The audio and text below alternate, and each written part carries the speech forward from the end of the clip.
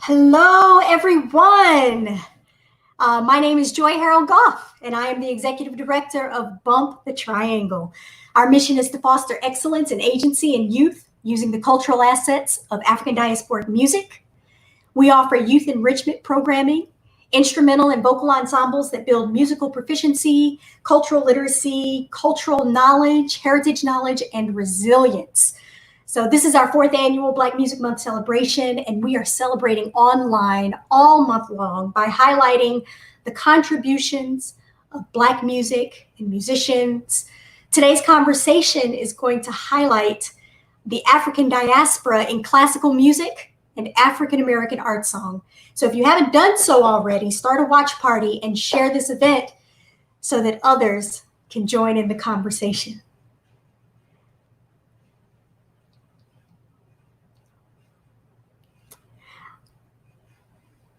All right, and I am so excited about our 2 guests that we have today. They are giants in the field, and I'm just honored and privileged that they are here to have this conversation with us today. The first one that I would like to introduce, the first person I'd like to introduce is Professor Louise Toppin, Dr. Louise Toppin. She has received critical acclaim for her operatic, orchestral, and oratorio performances in the United States, in Europe, in the Czech Republic, Sweden, Uruguay, Scotland, China, England, New Zealand, Cuba, the Caribbean, Puerto Rico. The list goes on and on. Japan, Spain. She's appeared in recital on many concert series, including Carnegie Hall, the Kennedy Center, Broadway's Hudson Theater, and Lincoln Center.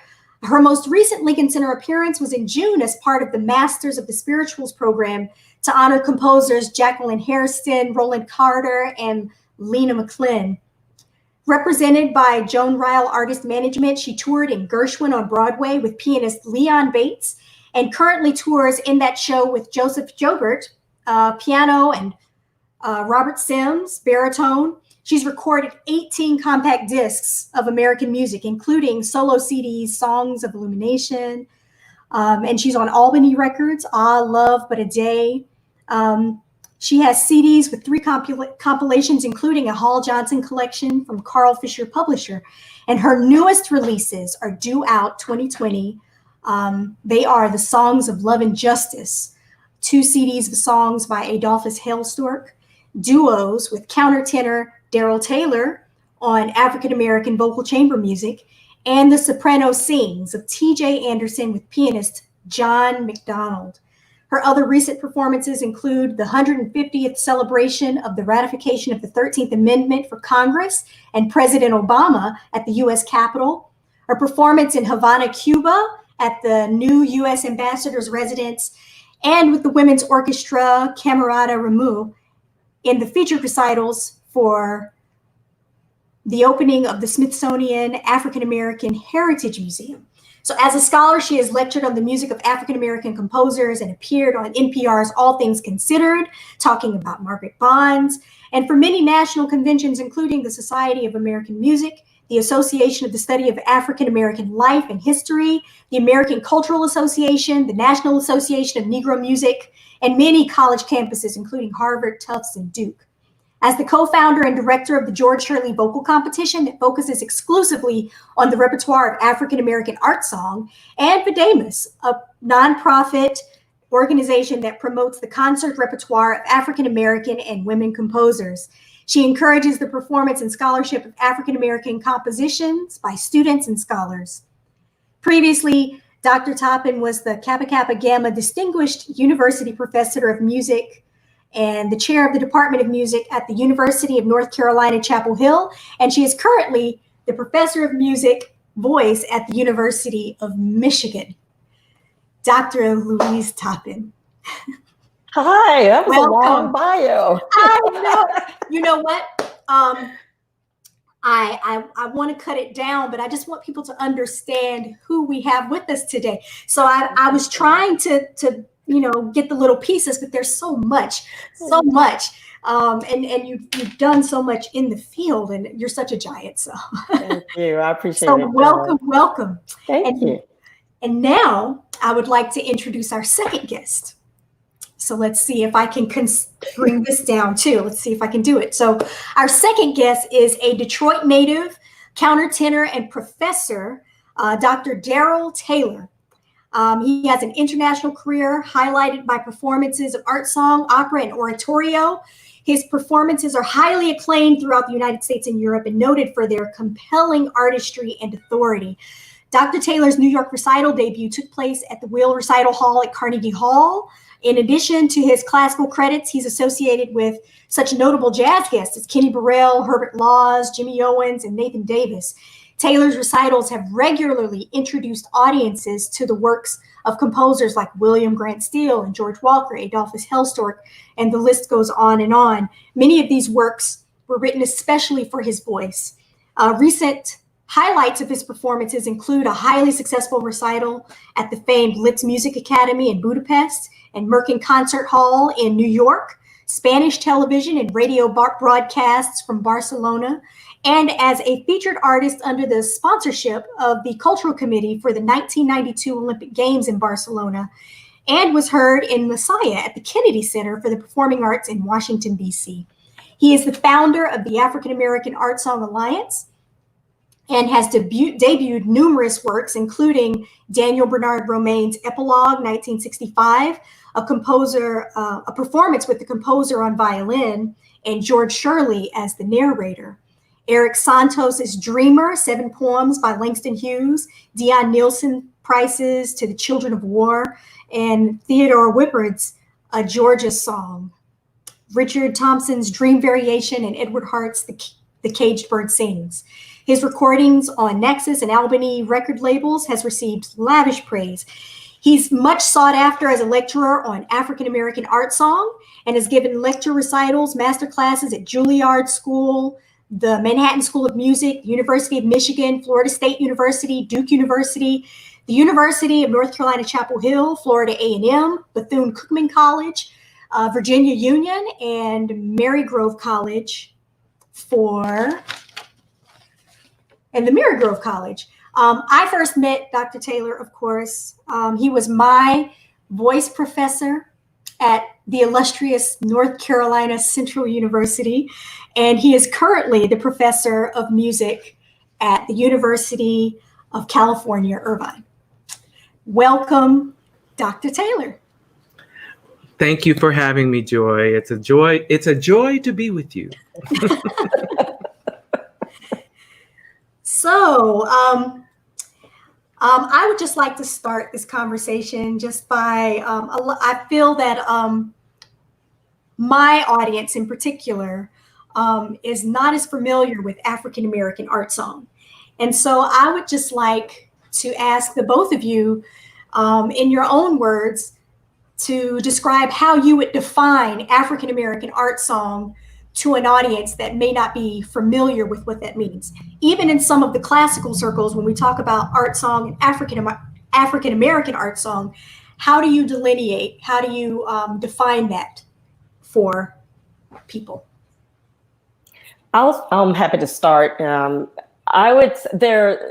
African American art song is one of those interesting top titles.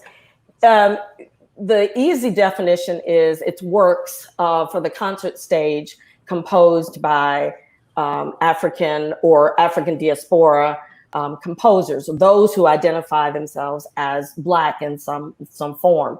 But the definition sometimes today also extends to those who write pieces based on the experiences using poets, African American experiences and poets. So I still, in my class, I teach African American art song.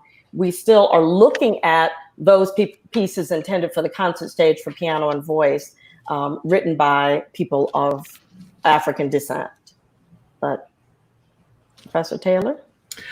Yeah, I think that the biggest confusion comes in whenever you start talking about African American music for the concert stage. People jump to, oh, you're talking about spirituals, yeah. And spirituals is part of the body of spirituals is part of the larger umbrella of African American art song, but it is not the only feature. It just is the predominant feature.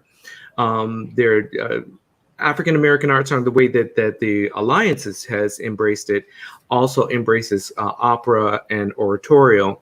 Art song itself is about rather intimate treatments of poetry with voice and piano and perhaps some other instruments, as opposed to opera arias.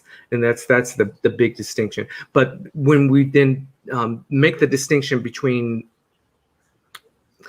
African American art song and spiritual is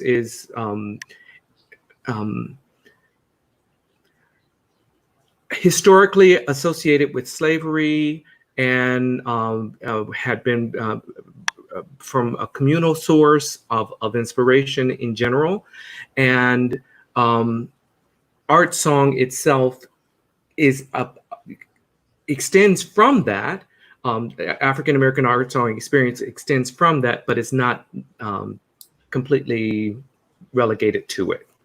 And some will, can I add that some will say that that spirituals written in an art song format, that's how that argument also begins to pull spirituals into the realm of art song. I too, with our competition, we separate between what is a spiritual, even though we're still talking about pieces for voice and piano, the spiritual as opposed to the art song. And I would just like to address the last little piece, which is that people quite often mistakenly say, well, if a Black person is singing in it, like the opera Porgy and Bess, right, then it must be African American music. Because that Dr. Taylor reminded me of that when he was speaking, that was the first years of the competition. I had to keep responding to contestants who would send Porgy and Bess, and I'd say, no, that is a piece written about African Americans, but we're looking at the composers, and I think both of us are really trying to stress it's the creators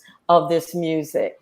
Yeah. Even though the definition has been broadened in a lot of ways. And white people sing African American art song, that doesn't make it doesn't transform it out of the cultural enterprise that it stemmed from.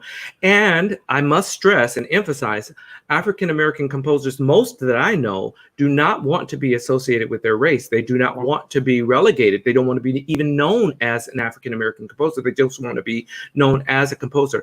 We made a concerted push, Louise and I together, to correlate these pieces together, just so that they don't get neglected and they don't get overlooked. And you say, oh, you've got all of these other stuff. Well, consider all of this that you've left behind. So to a certain extent, African American art song is a bit of a misnomer, because it doesn't, it's not like it's Baroque or classical or romantic. It doesn't have a style associated with it. There's no expectation of, oh, it's African American art song. Oh, it must be about cultural, societal struggle, or it must be about Black life, or it must be written for Black singers. It's not that at all. It's just a matter of us having understood that, one, I came to it because I came to the specialty of African American art song because it was not taught in my curriculum. And I said, well, wait a minute, something's missing here. What haven't you filled in? And having to fill in those blanks mostly by myself, and with the guidance of my teacher, especially at the graduate level, who said, oh, you're interested in this? Here's some stuff for you to feed on. Louise. Absolutely. No, absolutely. Because it's about the creation of the piece, not the race of the performer, as Darryl said, because the competition is open to students of all ethnicities. And we're trying to show them that. We're trying to find a way that this music finds its way into the studio and into the standard canon, because we're saying, and I think both of us agree, we would love to be able to stop talking about African American as opposed to it's already found a place among all vocal music. It should be redundant. It should be redundant so that we take the titles away. But until we have reached that point, we need to still keep pointing out that this group of people who are telling a specific narrative, their story is missing from our music as we look at music from the 1600s to the 21st century.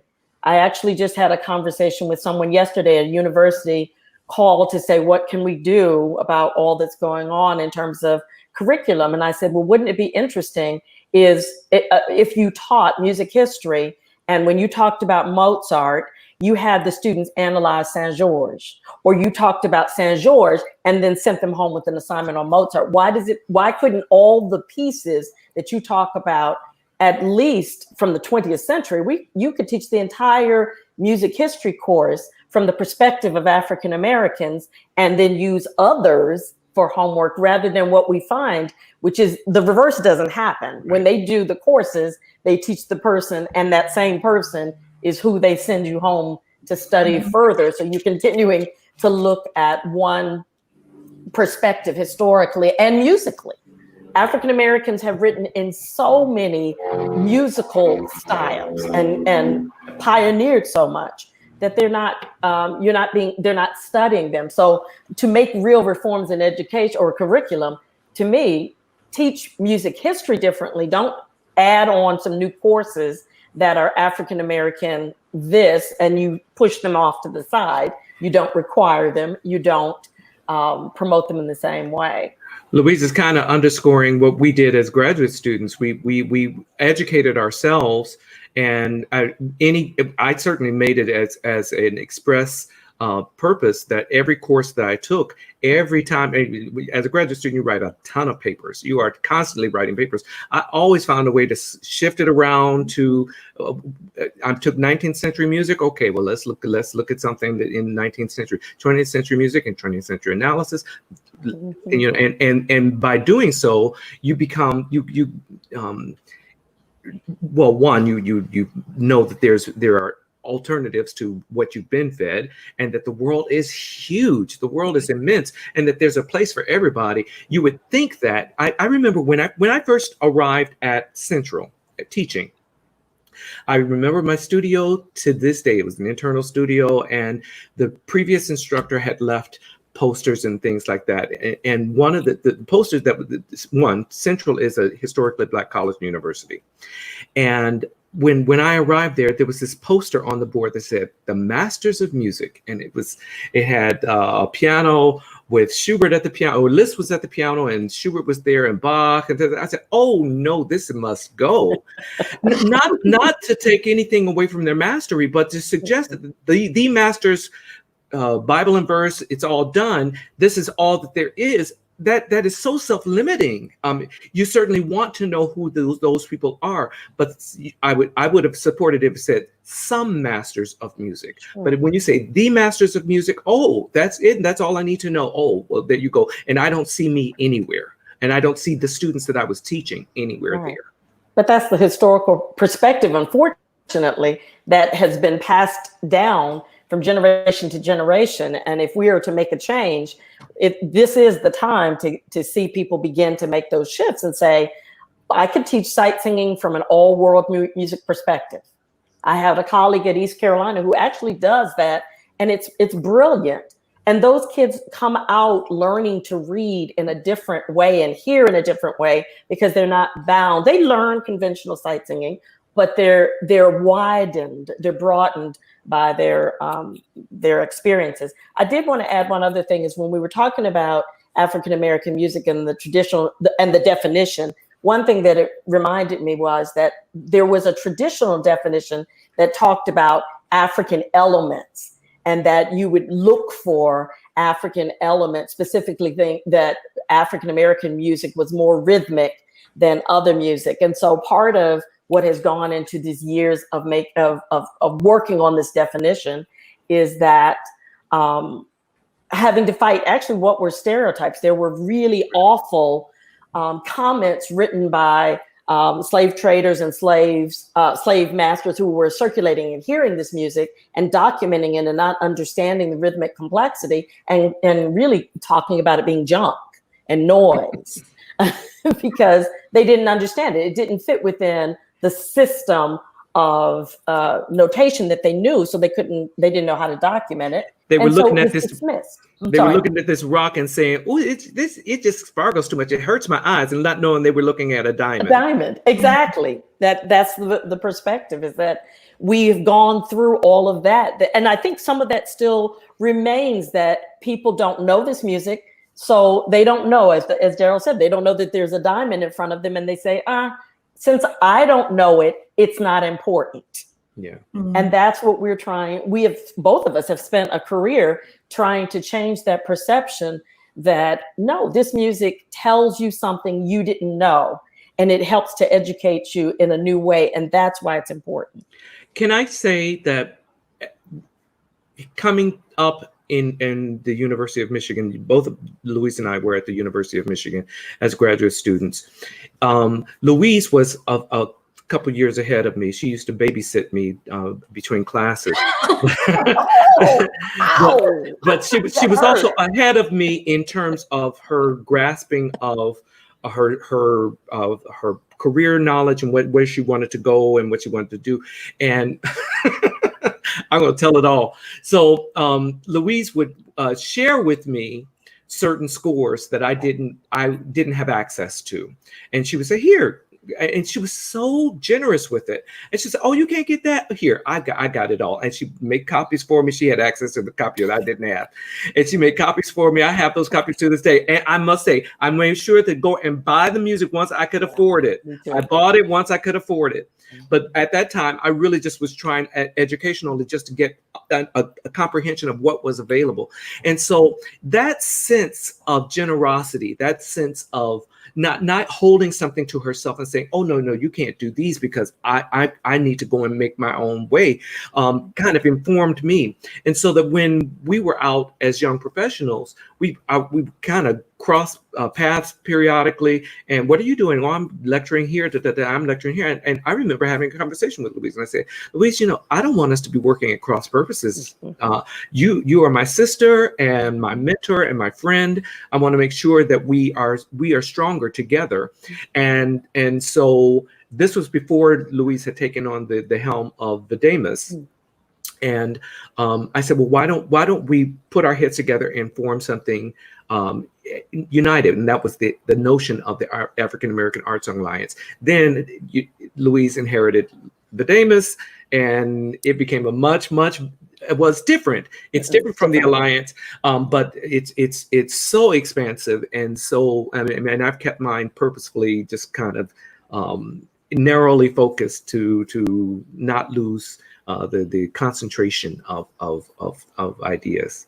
But what we do complements each other, as you said. I mean, even today, when he does a conference in art song, I've done lots of conferences, but not one have I ever done that solely African American art song, because, as he said, Vademus was about all instrumental and vocal and all types of African American and women composers. And so that's generally how I've kept it. But also I keep that in mind when I'm planning a conference. I'm like, okay, Darryl's got an Alliance conference in this year. We need to do this, so it leads to the next conference, or we refer back to the one he just did. And we're constantly on the phone to each other, saying, "No, this is what I'm thinking. But is there a conflict here?" Exactly, because I'm planning one for September. I called him long ago and I said, "Okay, this is what we're going to do," and honoring Willis Patterson.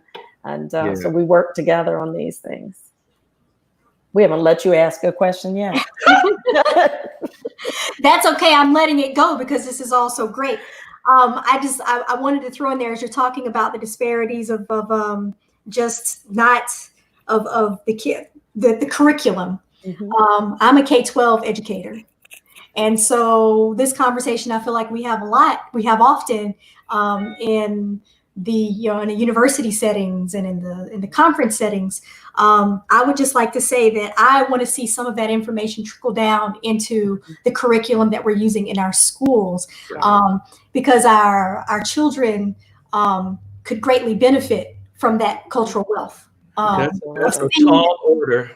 It is a tall order. And of seeing themselves in the music curriculum, in the K-12 music curriculum. No, you're absolutely right. I started out in K-12, so I actually I taught in Baltimore K-12, and so I do have a soft spot for K-12. But the tact that I've chosen to take at this moment was I started with high school, college, grad school, grad students to try to educate that group of people particularly and nurture young scholars, because I know that by doing that, those that are coming to college to be music educators, to go to the K-12 level, that they'll have an opportunity to start taking some of the courses and they'll attend conferences and some of the things. And I think Darryl's does it as well, that by bringing in that level of people, you're helping to educate the next generation first. But you're right. I wish I had all the time and resources if I won a McGough for Genius Grant or Oprah gave me $1 million or something. You know? Well, so I would just I don't know who's listening, and when I repost, I don't know who will be listening, but I know that you both are connected to some fabulous, wonderful, incredible composers and arrangers, and I think that there is a dire need for some K-12 arrangements of pieces, particularly for voice, for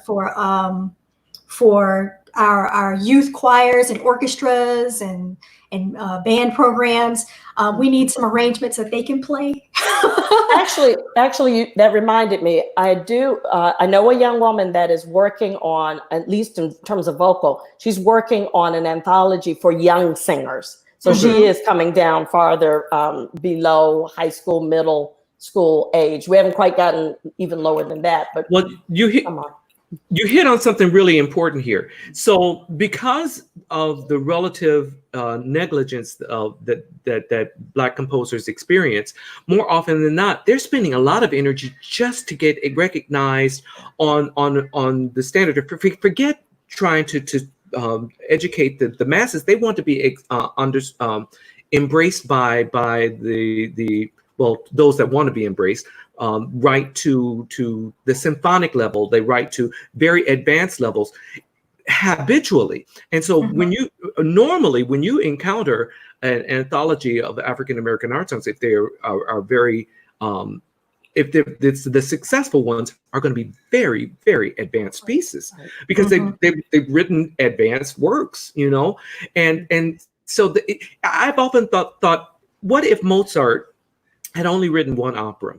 If Mozart had only written one opera and he had to spend all of his time running around trying to get that one opera produced, we would never have known the genius of what his outlay could be, simply because he was spending so much time just trying to get that one thing taken care of. And so that's part of the sticky wicket of it all, is one, giving enough cover to repertoire. One of the things that Louise and I both agree on is that there's no piece of music that enters into the repertoire because one performer performed it or because it was performed once. None. Who ever heard of only one performance of Carmen? It's not possible. It happens multiple. No one gets tired. Well, you might get tired of it, but you still go and see it because it serves to inform the next singer, and it becomes the standard by which singers are measured. A certain caliber of singers is measured, and so to suggest that someone having done songs, even if they get out into the repertoire, if they can't be performed multiple times and recorded a lot, not just recorded it once, recorded a lot. Once you get that, then you start to seep into the psyche of the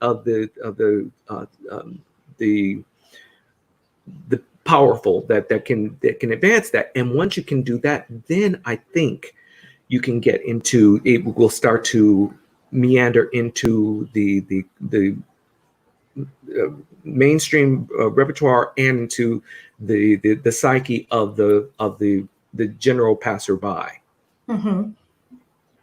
I agree with you, and I think one thing you said really importantly, though, is that all composers, African, or the vast majority that I know, they're trying to get an opera produced or a symphony. They are thinking on that level. And that's a really important point, because even trying to get songs from some of the composers, they have little to none. They have spent their time because that's been the last bastion that African Americans couldn't break into. we started off traditionally with songs, parlors. You could always perform a song in your own home, but to get into the Metropolitan Opera and all of which they still haven't gotten into, but to get into all of these bigs, New York Philharmonic and all these big organizations, that's been the dream. And I think he's absolutely right. Until you can see a path, you've got to know that your trajectory can reach to those places. Otherwise, and that's where the big commissions also come from. They're working, many of them are no longer at universities, they are independent composers. And so writing a song is not lucrative, or writing, no offense, but writing a curriculum is not going to, until we value curriculums in that way and start to give money to pay one of these composers. So that point right there that you bring up is our work with Bump. Is we're wanting to connect those, create those cultural continuities where our children value and see themselves in all of these different ways, including, you know, and so so this leads to my next question. I was introduced to classical music in my K-12 music program, and with the quote unquote the masters of music, and you know, Bach, Mozart, Beethoven. And so this is what I grew up knowing, and that's what I thought classical music was, and it was the standard for training and everything like this. And so I had a perception of what classical music was, and I didn't really find any kind of honest connection to it until I went to North Carolina Central University and I began to study. And even in my study, I didn't have any expectation of participating or feeling like I had a place in a classical environment, or, you know, on a classical stage, singing any of this music or participating in that way, until it wasn't even my first music teacher. It was my second one, my second voice instructor, who was Dr. Taylor. And he introduced me to this music and to these artists and to these composers and musicians, and in the midst of my training, you know. So that is where I found the love, and that is where I began to really just appreciate the music. And I was regretful because I wished that I had that kind of connection to these artists and to the music much, much younger. I see the connections between my Black experience and African diasporic culture throughout all of these genres. You know, I can see the connections, and so I felt slighted having not had that earlier, you know, before I went to college. You know, it's a consistent problem that whenever you look at the 17th, 18th, 19th century, if something, say you're looking at a movie and it's a historically accurate depiction of London in the 1800s. You won't see any Black people. As a matter of fact, for the call of that, you might as well not even apply as a person of color if you're an artist wanting to be on that, because in their conception of that, we didn't exist. Now, fortunately, art leaves this residue saying, well, wait a minute, how do you explain there are Black people in those portraits? A black man wrote the Three Musketeers and the Man in the Iron Mask. A Black man was the father of Russian literature. Were they placed there by aliens? I mean, how did that happen? It's because they were always there, and as happens oftentimes, they getting along as best they can and surviving as best they can, and surviving as a minority in a not too embracing majority culture. And so it's our responsibility to shake up that whole historical notion of who belongs in the 18th century, who belongs in the 19th century. We most certainly were there, and you imagine two things. You imagine how much strength and sense of self it takes to rise to the realms of Alexandre Dumas, with all of that he had to have heard on a regular basis.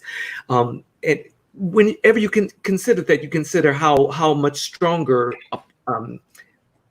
the intestinal fortitude is to create that. The other thing I would like to say is that whenever you find, Louise is absolutely right, there are very few composers that focus exclusively on voice, and among African Americans, even fewer. And when you find those that really excel in that, usually they either have been singers themselves, or they have close proximity to singers, and so they write because of who's going to perform their music. And periodically it will be just somebody that just has, they love the human voice, and so they write for that. But more often than not, it's because they have proximity to singers, or they themselves are a singer, and so they really understand singing. Can I add just one thing? And I see it's a question for us. I think about the fact that historically pieces, even this country, when we opened plantations to visitors, we were missing the slave perspectives. And then we had films that, as Darryl said, that were missing the Black people in it. And over time, we have begun to people have become more and more aware of the fact that when you tell a history, you need to tell a complete history. My father was a historian, and that's where I got that. His area was Civil War and Reconstruction. And so I got that long view that African Americans were throughout society, throughout the world. So I knew about Alexander Pushkin and Dumas as a child, and I knew what they had done as well as their relevance. And the times are, sometimes we're still having to push harder, but things like seeing a film on Saint George, which I saw on YouTube fairly recently, someone has done a documentary to talk about Saint George. I forgot, something noir, something noir. And do you remember the Mozart noir? Mozart noir, thank you. The Black Mozart, of course.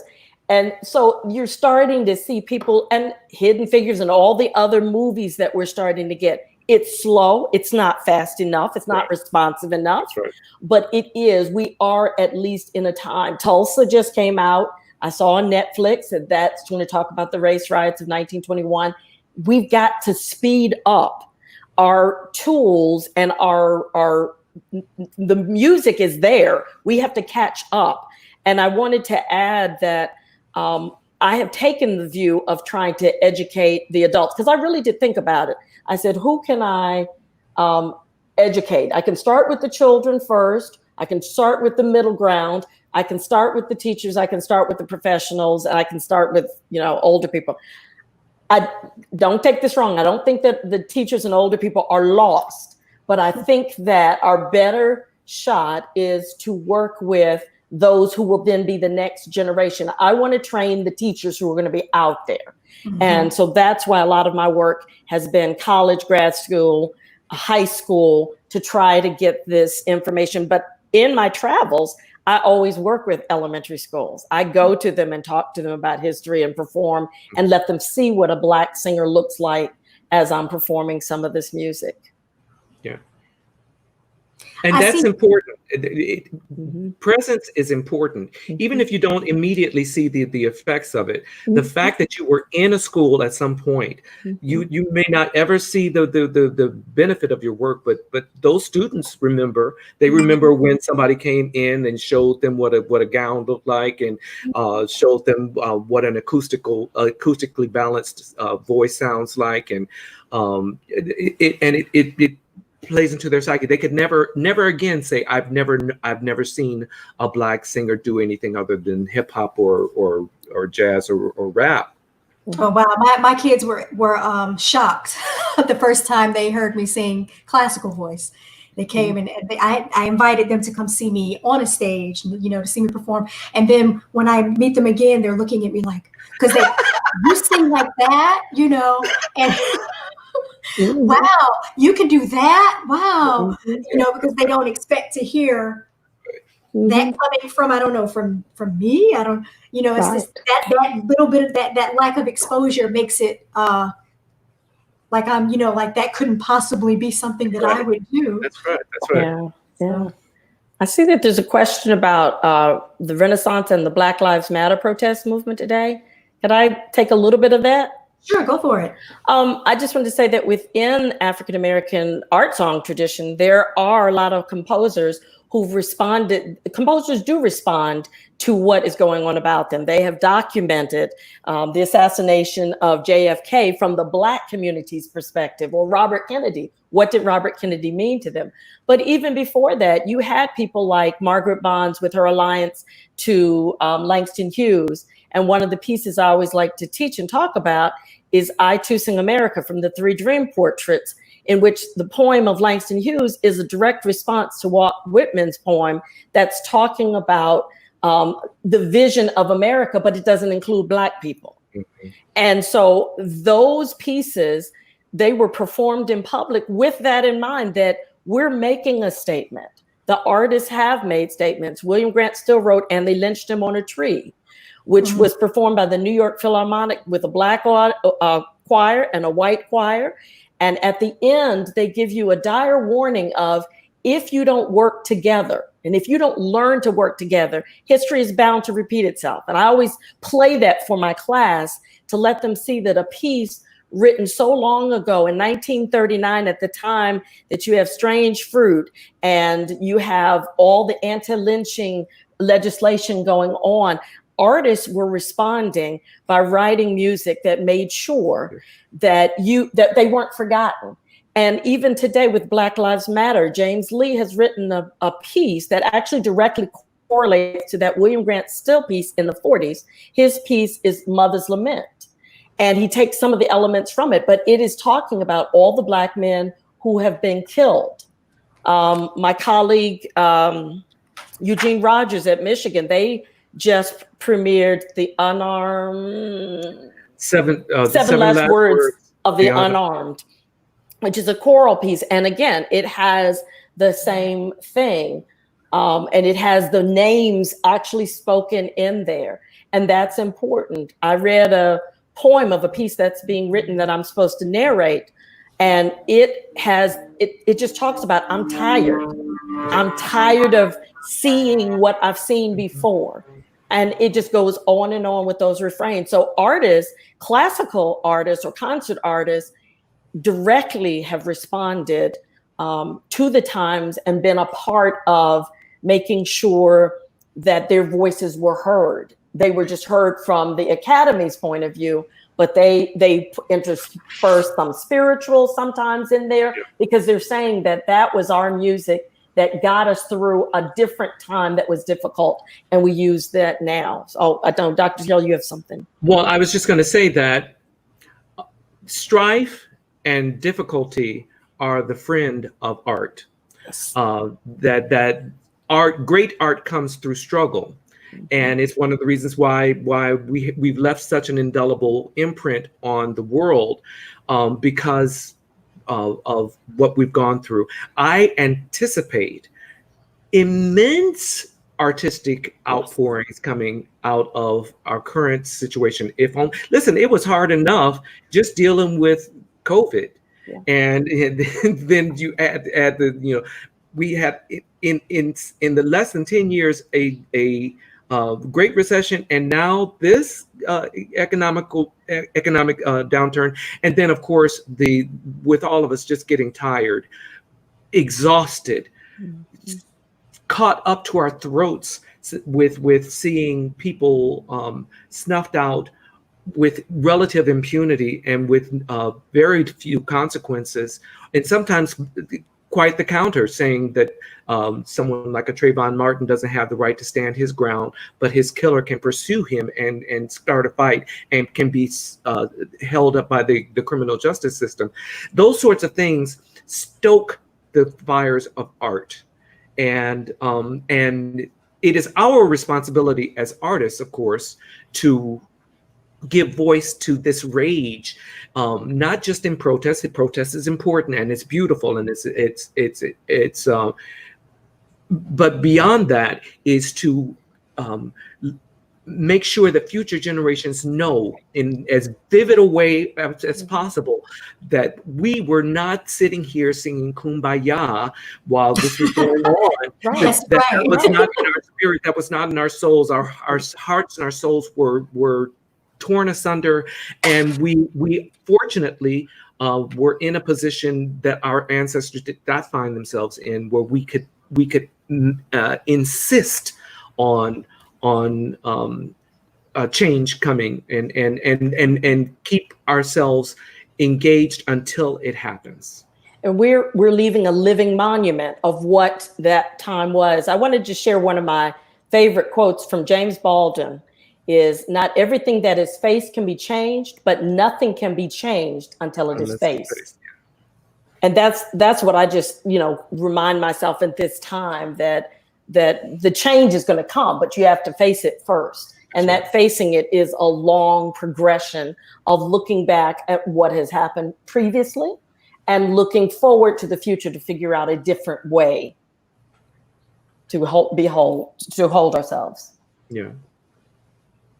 I see a lot of people are appreciating the conversation right now. I just want to hold that up and to let them know that you can, where they can find all of these, find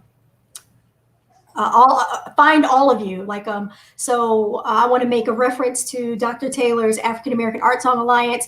There was just a post just a couple days ago where you had. That's where I go when I'm looking for resources. There's a whole community there I can reach out to at any point, find things that I need, get more information. The research is right there. That's where I always start. I go there first, and then it leads me elsewhere. And Dr. Toppin, is Videmus? Is it videmus.com? .org. It is videmus.org. Videmus.org. More importantly, I have a database that's African Diaspora Music, African Diaspora Music Project.org, and it is a database for finding this repertoire for songs right now, but we're expanding it to instrumental repertoire, all written by African Diaspora composers. It's got several thousand songs at this moment in it, and it gives you all the information you want. Oh, somebody put it up there. Yeah. Yeah. That's brilliant. That's not right. It's the African Diaspora Music Project.org. The African Diaspora Music Project. Diaspora Music Project. I'm gonna type it in the chat. Okay. African. And I also, while she's doing that, I want to let you know where you can find us, where you can find Bump. We're based out of Durham, North Carolina. We can find us at Bump the Triangle on Facebook and Instagram, and you can subscribe to our mailing list and keep up with what we're doing with our programming and the directions we're moving in, and ways that you can support at www.bumpthetriangle.org. So keep in touch. Subscribe to our mailing list, and you'll be the first to know what we're doing and how we're moving in Durham, North Carolina.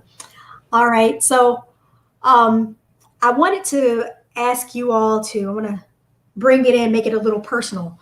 How did you find it? How did you find your voice in classical music? What is your story? How'd you get there? Does that make sense? You understand what I'm asking? Yeah. I can do mine real quick. Sort of yes and no. Darryl, do you want to do yours first?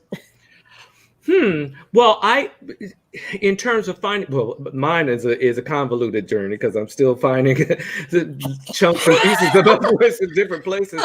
But in terms of knowing that I could sing, I had a sister who sang. My sister sang, my older sister, she was 4 years older than me.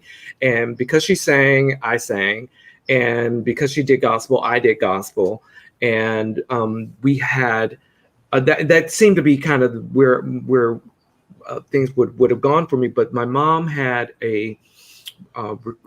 several recordings, LPs, and one of them that nobody ever played, but it was there, was a concert album of Margaret Price singing Mozart arias. And I remember saying, "Oh, that's interesting," and I put it on. And I said, "Wow." It was my introduction to that, and then being part of music programs. I mean, that I always thought that it was something that I would dabble in. When it was it was time for me to go to college. I had zero resources, none. I had no family, no money, nothing, but I had a voice. And I had a little bit of training from Interlochen. I went to Interlochen as an all-state person.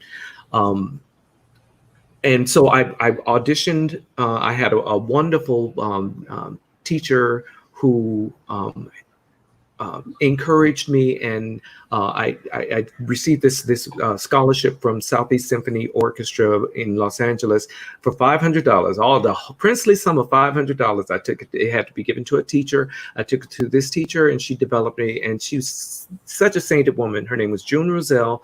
June said, "You can't stay with me. You have to go to USC." That's what she said. I was in Los Angeles at the time. She said, "You must go to USC." I said, "Okay." I didn't know what USC was, honestly. And so I applied to one school, and I auditioned. I was sick. I remember I had strep throat, and I was a mess. And I said, "Oh, well, there's always next year." And next thing I knew, they had given me a scholarship, and I was very, very grateful for it.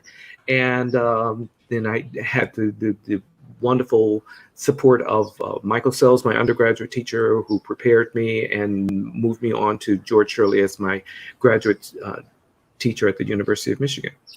And then I became a countertenor. Oops. You're funny. Everybody doesn't know what a countertenor does or is. I don't know. That's a long conversation. Maybe that's. But suffice it to say, my modal voice is a high lyric tenor, very, very high tenor. It was one of the warning signs of where my voice was different, was that I remember going to Michigan, and they were doing Don Pasquale, and for the auditions I was learning Ernesto's aria, and I said, "Well, is there any way we could just transpose it up a whole step?" And everybody's eyes bugged. I said, "What? Why would you want that up a whole step? Because this Ernesto's aria is very high." But I said it would fit perfectly in my voice up a whole step. Where it sits now, it sits right in my break, where it doesn't. I don't yet know how to navigate that. And yeah, so that's. But my lyric voice, my modal voice was high lyric tenor. We discovered through serendipity that my head voice had a certain quality about it, and that the more I worked with it, the stronger it got, and it just kind of connected with what I was doing in my chest voice and became this whole unit. And in order for me to express my whole range, there was a whole other repertoire I needed to shift into. And in order to be taken seriously there, I had to do the countertenor stuff, because the other repertoire really hadn't been. No, I wasn't a dramatic tenor. Well, there was one time, one session, I must have really boned Mr. Shirley's eardrums out, because he said, "Darryl, I think you might be a dramatic tenor." And I said, "Really?" Because me? He said, I think you might be a dramatic tenor." But that was one session, and then thereafter, I will say that David Daniels and I were at Michigan at the same time, and in George Shirley's studio. David Daniels, the most famous countertenor in the world at the time. David was a tenor. I was a tenor. David shifted to countertenor, and it was at that same year, Mr. Shirley said, "I think that you're a countertenor." And I said, "No. And I rejected it. I said, "Absolutely not." And then years later, he came to me again and he said, "Have you given any more thought?" Kind of like hard-headed. "Look, I told you before, you could have been on that journey 12 years ago." And I said, "As a matter of fact, I have given it some thought." And then I took a little period of time and shifted into the countertenor stuff is in the alto range. So I sing. Some countertenors do mezzo soprano, some things do soprano area stuff, but mine really sits comfortably alto, blossoms in mezzo if you give me some space. I mean, my A will curl your hair, but it's not, no, you don't want. Yeah, when I was studying and when you were my teacher, it was always a little. It would take me aback because you could sing my soprano repertoire better than I could. And so he would actually, my tenor voice instructor would demonstrate my soprano range for me. He would demonstrate how to do it in class. So although you may not have, thought of yourself as a countertenor back then, it was tugging on me at the time, but I was saying, I remember saying, well, if this happens, then I'll consider, and if this happens, then I'll consider, and then eventually just kept on saying, fool, I am waiting here. Just come on. What are you waiting on? Come on, Cletus. Glory is on the other side of this decision. Go on and make up your mind. Well, we have queued up. Louise didn't get a chance to answer her part of it. Before Louise answers, I want to queue up so that people can hear, this beautiful countertenor voice. So just a little bit of To a Brown Girl Dead, Okay. Margaret Bonds.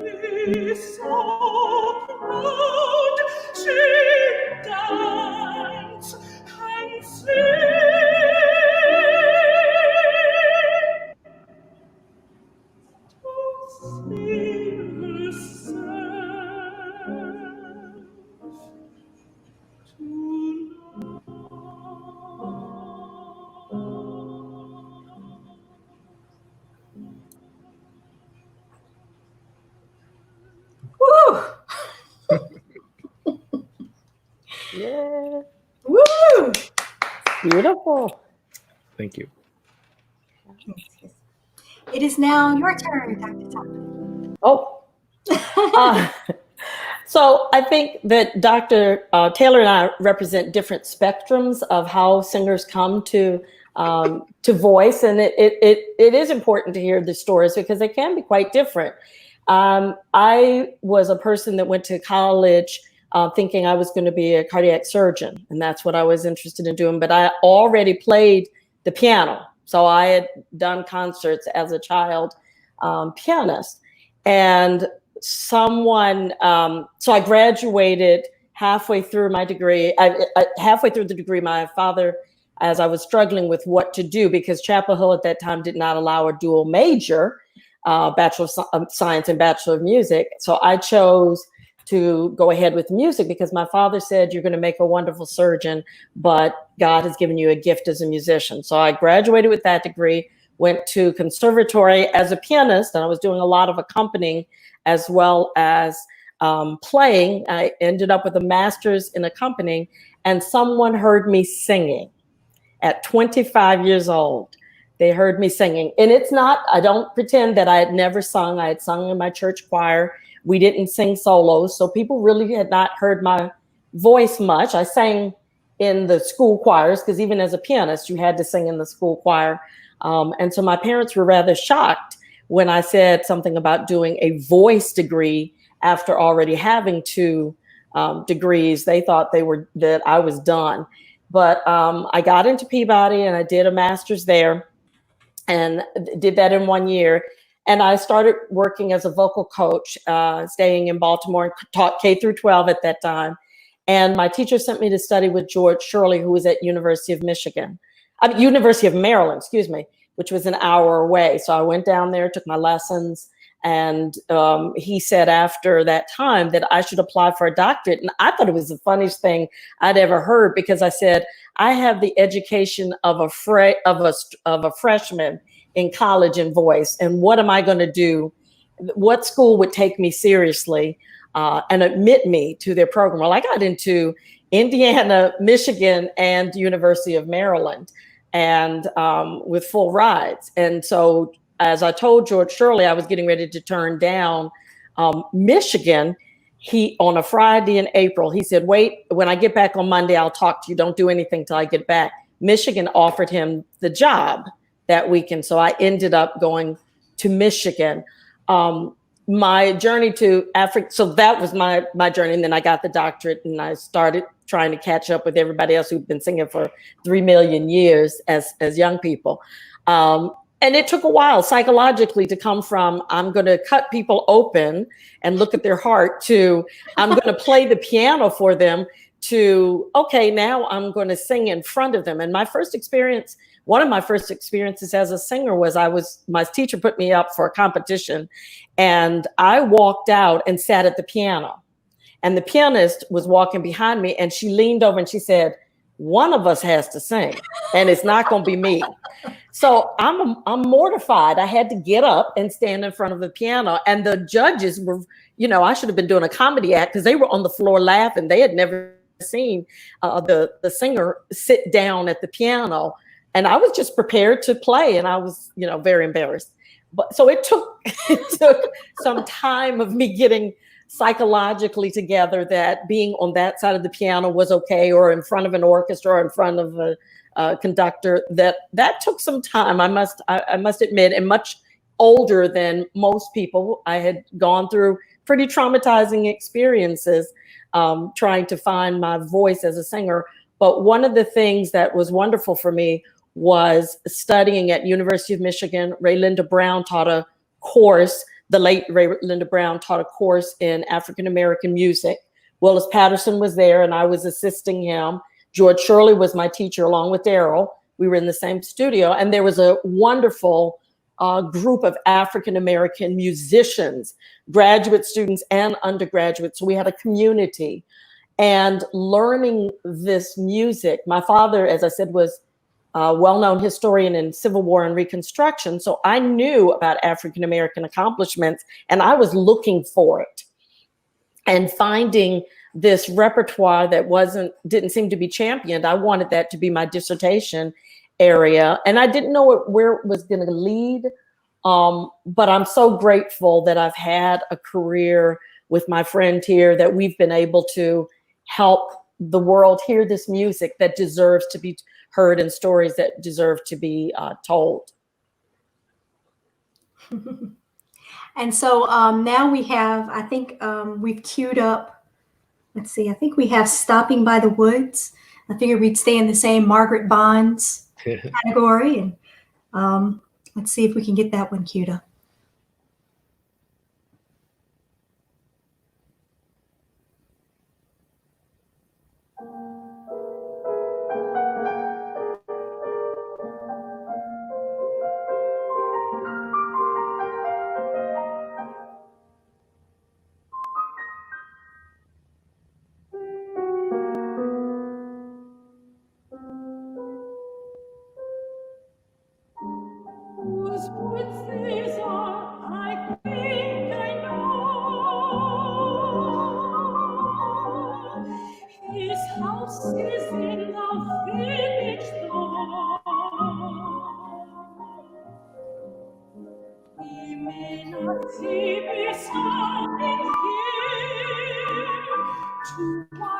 His words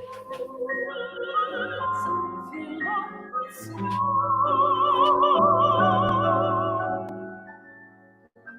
My little horse must take it quick to stop without a farmhouse near. Between the woods and frozen lakes, the darkest evening of the year. He gives his harness girls a shake to ask if there is some mistake. They only are the sounds, the sweep of winter wind, and only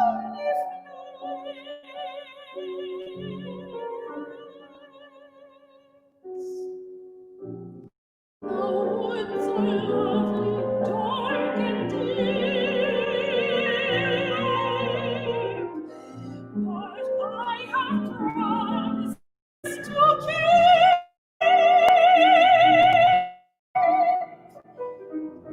and miles to go before I sleep, and miles to go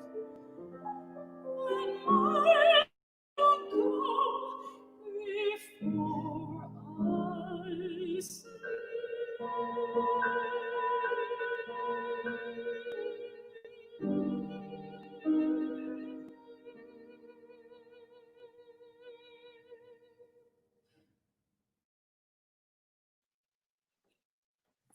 Thank you.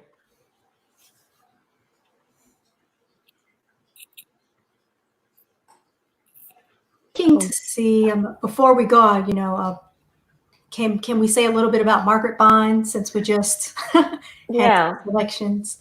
Well, Margaret Bonds is the composer I mentioned a minute ago, but she was so spectacular. And the reason I'm mentioning her now in this sense is that I'm getting ready to finish 2 publications on Margaret Bonds' music. So I'm making available 35 songs. Most of them have never been previously published.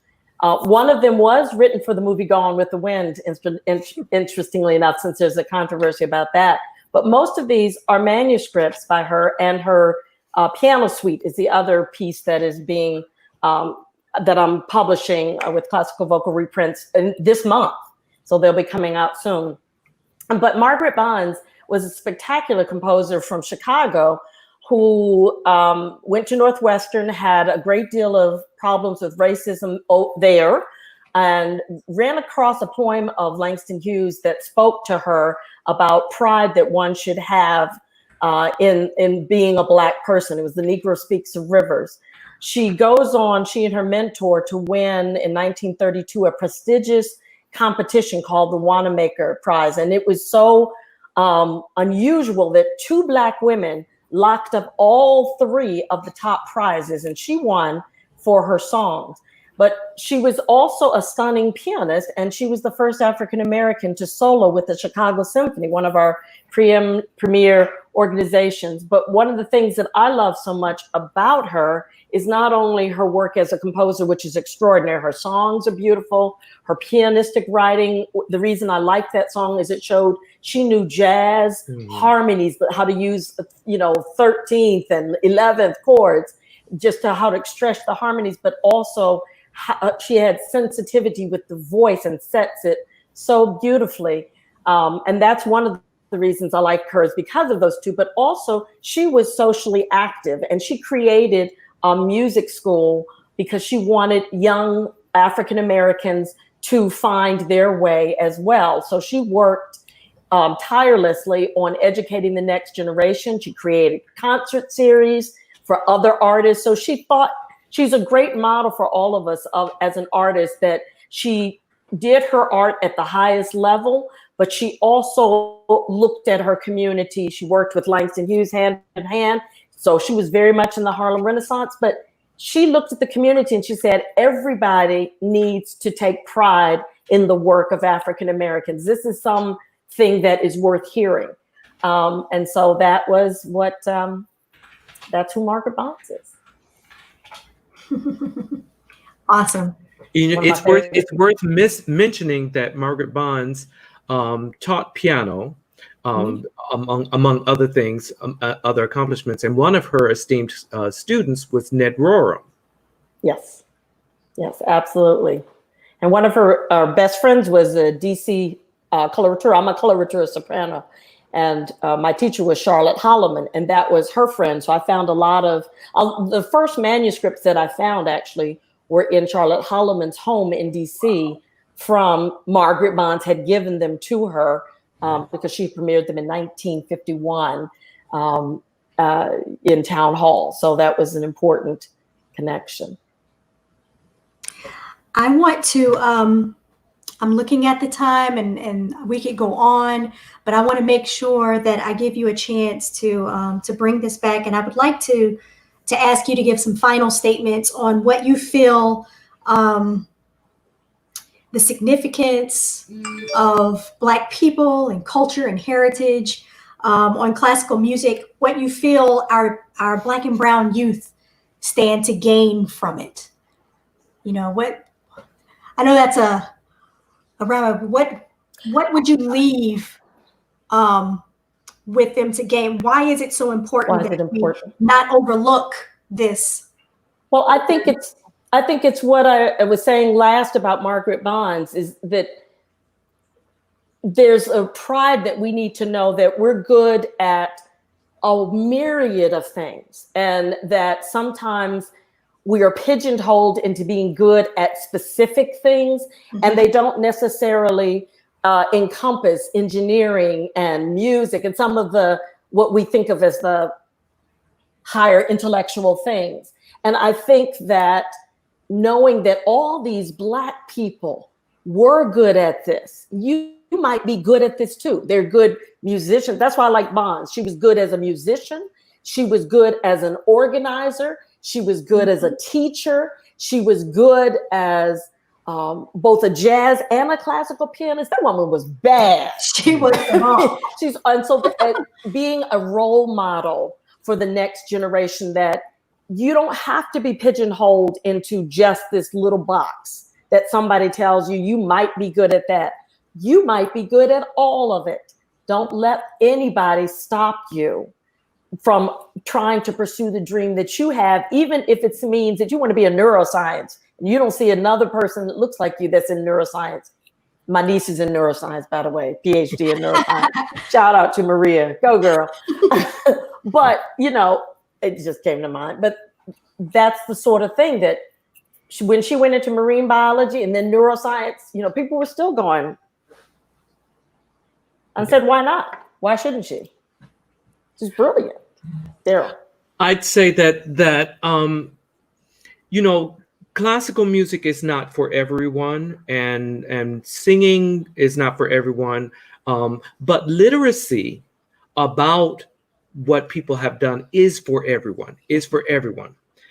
There's not a person that would not benefit from knowing the basic principles of the universe and of humanity, and including everyone's story as part of that, and filling in the gaps where things have been left out, sometimes by accident and sometimes very much on purpose.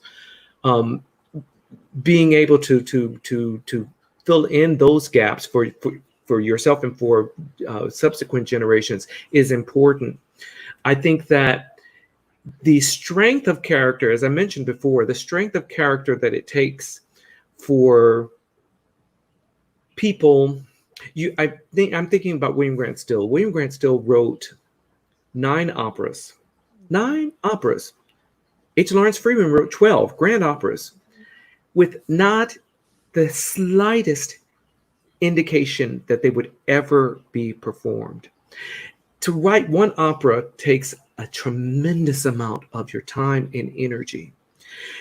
For them to give voice to what is inside of them is important. The fact that they did it in spite of not having received any sort of expectation of acclaim or support. They did it because there's something inside of them that had to speak and had to be given voice. And because they did it in such a high manner, we're able to then take up the mantle and say, oh, excuse me, you forgot this part you forgot. As opposed to saying, oh, I see why you forgot this part. It wasn't very good anyway. For young people to recognize that the urgings, the ways of doing things that somehow we don't quite understand because we're older, there may be some real legitimacy to your art and to your expression, and to take the example of those that came before you that did not have a reason. You would say that's foolish for them to have continued on as musicians. They should have gone on and done these other things, but they were listening to their muse. They were listening to a higher inspiration than just the currency of the day. Okay. All right. I'm going to experiment. I have just been absorbing all of this conversation. It's rich. I'd like to thank the audience for participating. I'm seeing all of these comments. We see you. There's a lot of people. We appreciate you. There's people out here, I believe, that you have taught. Oh, and shout out when UNC Music sent us a shout out with, oh my God, Dr. My colleagues. Yeah. So I know some of them are here watching. We Great. appreciate having everybody here. To close it out, we're going to try it. I hope it works. We have a recording of the both of you doing Balm in Gilead. So I'm hoping it's going to play. And the arrangement is by Hale Smith. Yes. The arrangement by Hale Smith. So I wish we had pictures of all of these composers as well. But you know, this is on our upcoming CD that Darryl and I are doing together. Yeah, I'll plug that real quick, please. Yes. Yeah. That's it. It's the chamber music. Yeah. So this is an unedited cut. We have not edited this yet. Okay. Very, I see people saying very informative. Okay, let's hear. I'm hoping it's going to play. Let's hear Balm in Gilead with the both of you. Oh no, not from take one. It's okay.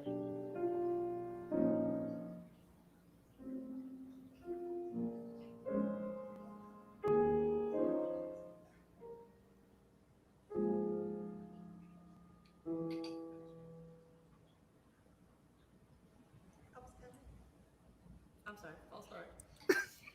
Oh yeah, we had a false start. It's coming. That's It's the real wrong. start. Yeah. While it's playing, I just got a comment that says that the president of the NCAE Teachers Union in North Carolina, she's a music teacher and she's here.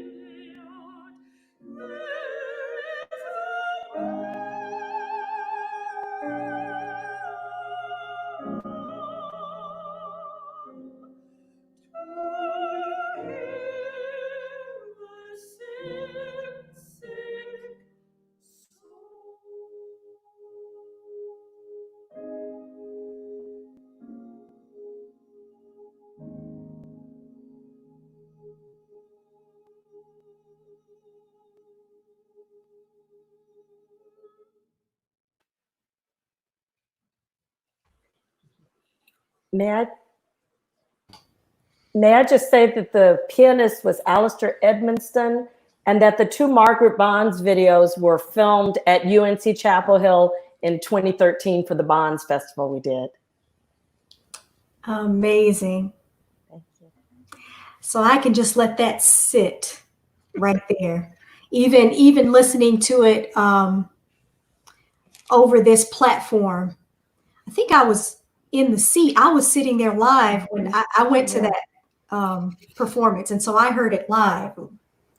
But to hear it played back, even in this platform, I can still feel it. I love it. Absolutely beautiful. Exactly. It's a powerful spiritual that speaks to where we are now. Yes. That no matter what happens, there is still a balm that's going to come and that will soothe your soul. And we need to focus on that. I would like to thank you so much for having this conversation, for all of the work and the art that you share, for the music, the beautiful music. Again, please find this repertoire, find these artists. You can go to these. The resources are once again, we're going to say them out loud. The artsongalliance.org. Tell me again, Dr. Toppin, the African Diaspora Music Project.org. That's where there's a ton of resources there and information about this beautiful music and the artists, not just the ones who are dead, but the ones who are here now, doing the work now, making this music now. And be sure to keep in touch with what's going on with Bump. Subscribe to our mailing list at bumpthetriangle.org and support. You can find us there and follow us on social media. Can I say a little something? Sure. Especially for those that are invested in the African American Art Song Alliance.